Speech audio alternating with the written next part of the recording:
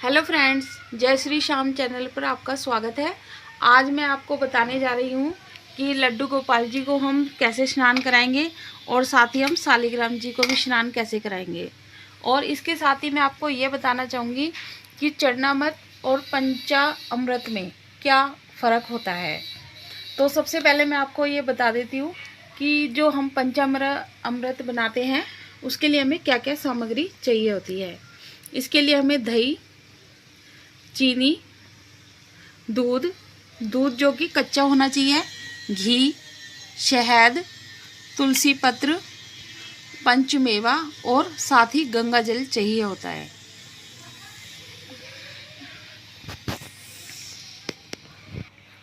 ये रहा गंगा जल।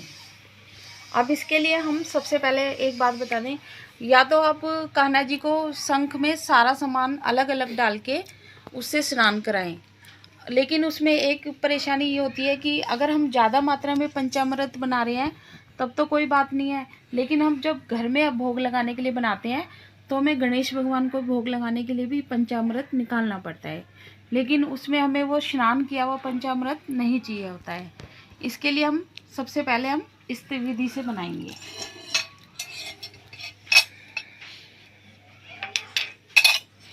आप एक साफ पात्र ले लीजिए और उसमें आप दही को डाल लीजिए।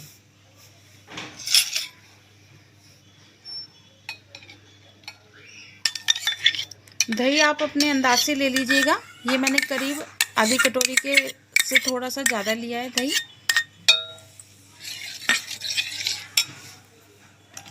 अब इसमें हम मिलाएंगे घी।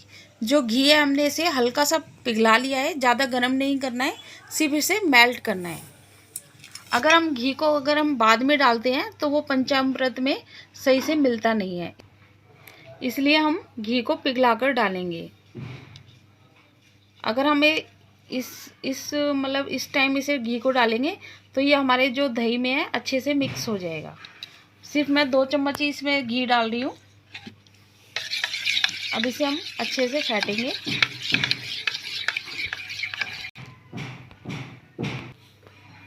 एक चम्मच मैं इसमें शहद डालूंगी।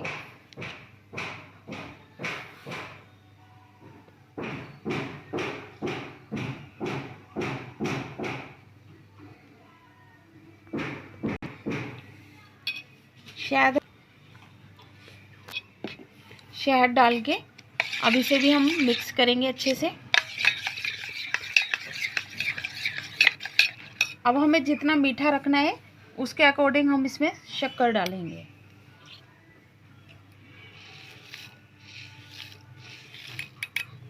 मैं इसे ज़्यादा मीठा नहीं रखना, इसलिए मैंने 2.5 से 3 चम्मच ही शक्कर डाली है।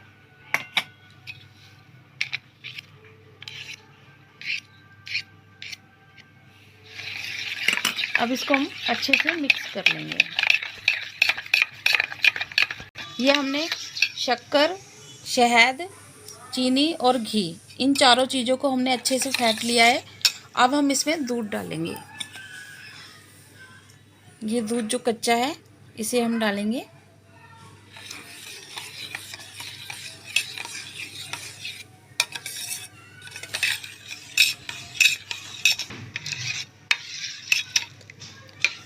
अब ये जो हमारा पंचामृत है ये बनकर तैयार हो चुका है। जिसे हम पंचामृत कहते हैं वो ये होता है। अब इसके बाद जो भी आप काजू, बादाम, मेवा डालना चाहते हैं वो बाद में डलेगा। साथ ही तुलसी पत्र इसमें कब डालना चाहिए उसका भी मैं अलग से बात बताऊंगी। अब हम जो ये हमारा पंचामृत तैयार हो चुका है, अब इसे हम थोड़ा सा निकाल लेंगे ताकि हम जब भी अपने मंदिर में पूजा में भोग लगाएं तो ये आराम से गणेश भगवान और अन्य देवी देवताओं के लिए हम निकाल सकते हैं। अब लेकिन मैं इसमें थोड़ा ज़्यादा मात्रा में निकाल रही हूँ क्योंकि हमें कान्हा जी को भी तो भोग लगाना है, तो कान्हा जी को भोग लगाने के लिए हम अलग से निकालेंगे। ये मैंने इसमें निकाल के रख लिया है ये। अब आप इसको एक पात्र में ले लीजिए।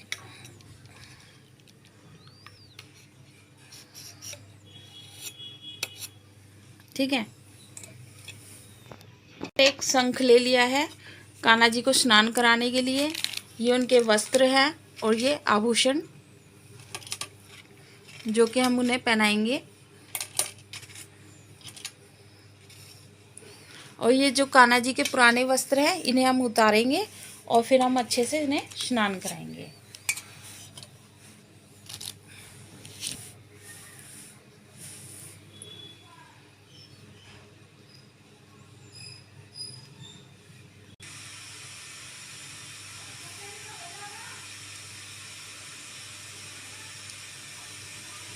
कान्हा जी के वस्त्र उतार दिए हैं और अब इनमें देखिए, जब हम कान्हा जी को स्नान कराते हैं तो हम इनको रोज जो चंदन का तिलक लगाते हैं तो हमें उसको छुड़ाना आवश्यक है इन्हें पंचामृत में स्नान कराने से पहले।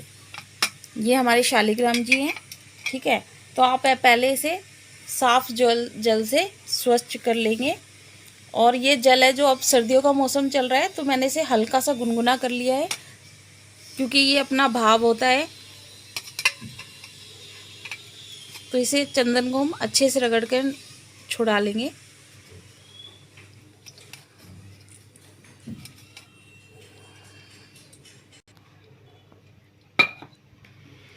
अब ये देखिए, हमने अच्छे से चंदन सारा छुड़ा लिया है, इन्हें अच्छे से साफ़ कर लिया है।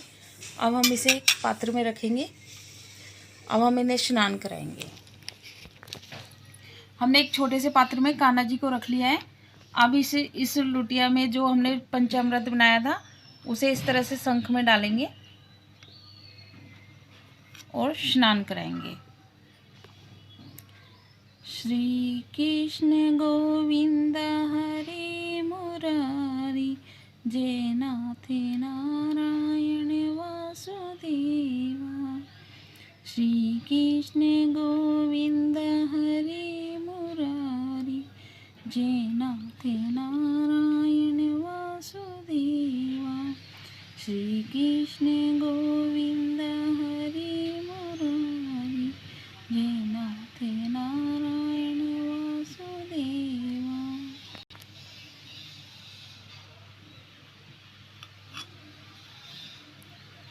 श्री कृष्ण गोविंद हरे मुरारी, जय नाथ नारायण वासुदेवा।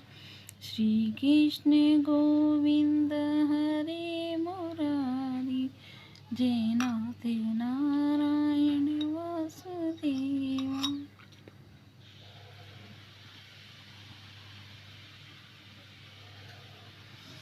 अब इसे हल्का सा हम जल डालेंगे और शुद्ध जल से स्नान करा लेंगे।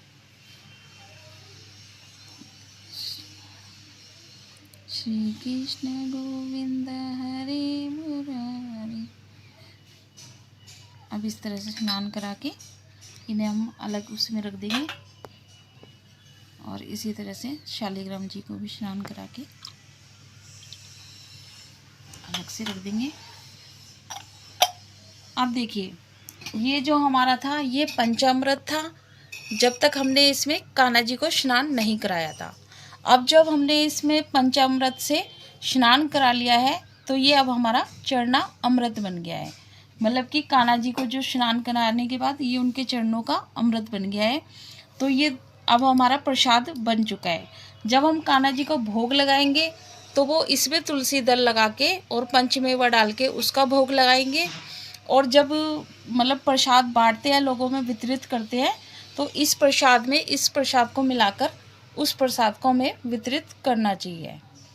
तो आशा करती हूँ आपको इस समझ आ गया होगा कि पंचामृत और चरणामृत में क्या फ़र्क होता है। उसके साथ ही एक बात और, क्या हम इसमें जब ये चरणामृत बन जाता है तब उसमें 2 बूंद हम गंगा जल की अवश्य डालेंगे।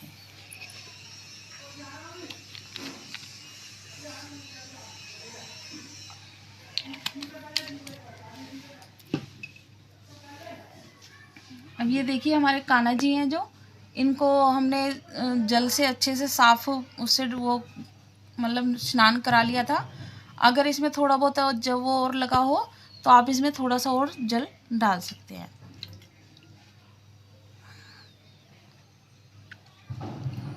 और ये आप किसी पेड़ पौधे में डाल सकते हैं बाद में। अब इन्हें किसी साफ स्वच्छ टॉवल से या शुद्ध मतलब साफ कपड़े से, सूती कपड़े से इन्हें अच्छे से पोंछ लें।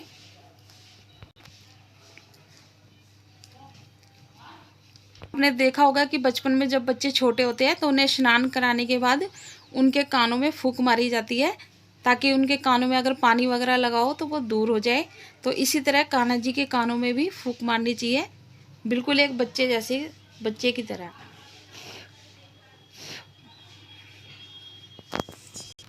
और फिर आप इन्हें वस्त्र पहनाइए। अब हम इन्हें वस्त्र पहना रहे हैं। पहले आप इन्हें लंगोट या इनके पहनाने के लिए तिकोनी वगैरह जो भी बनाई हो आप वो इन्हें धारण कराएं, फिर इन्हें वस्त्र पहनाएं। अब सर्दियों का सीज़न है तो मैं इन्हें ऊनी वस्त्र पहना रही हूँ।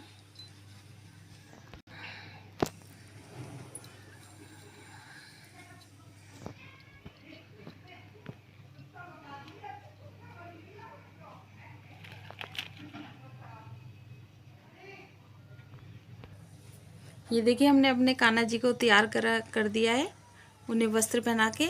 अब इन्हें हम पूजा स्थान पे रखेंगे और इन्हें चंदन का तिलक लगाएंगे। वस्त्र इसी शालिग्राम जी को भी इसी तरह से हम पोंछ लेंगे और फिर उन्हें स्थान पे ग्रहण कराएंगे और फिर उन्हें चंदन का तिलक लगाएंगे। कान्हा जी को और शालिग्राम जी को हमने स्थान ग्रहण करा दिया है। अब हम इन्हें चंदन का तिलक लगाएंगे। ये देखिए, पहले हम थोड़ा गणेश भगवान को लगाएंगे, क्योंकि कहते हैं ना कोई भी शुभ कार्य करो तो पहले गणेश भगवान को लगाना चाहिए।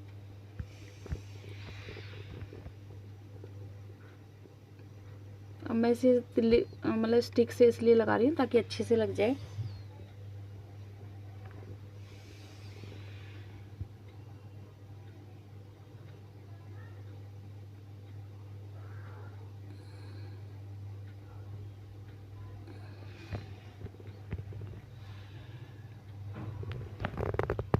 खाटू श्याम होगा।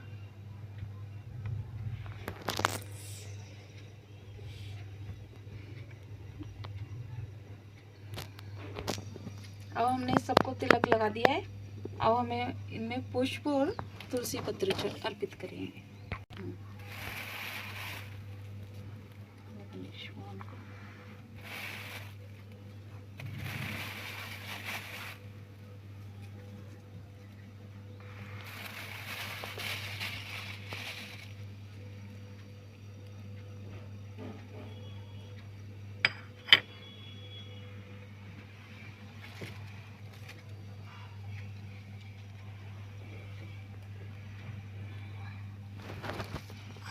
कान्हा जी की बांसुरी का बांसुरी।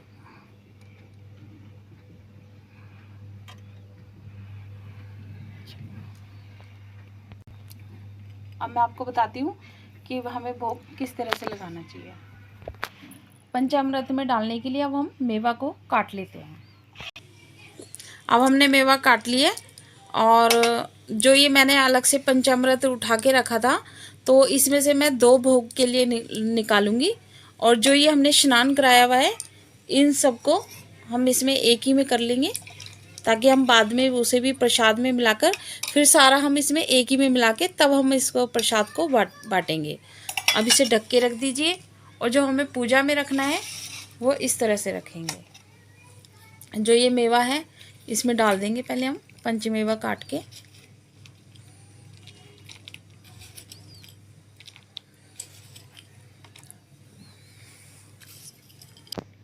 अब ये मेवा मैंने सारी मतलब मिला दी है इसमें, और अब इसमें से हम थोड़ा सा पंचामृत निकालेंगे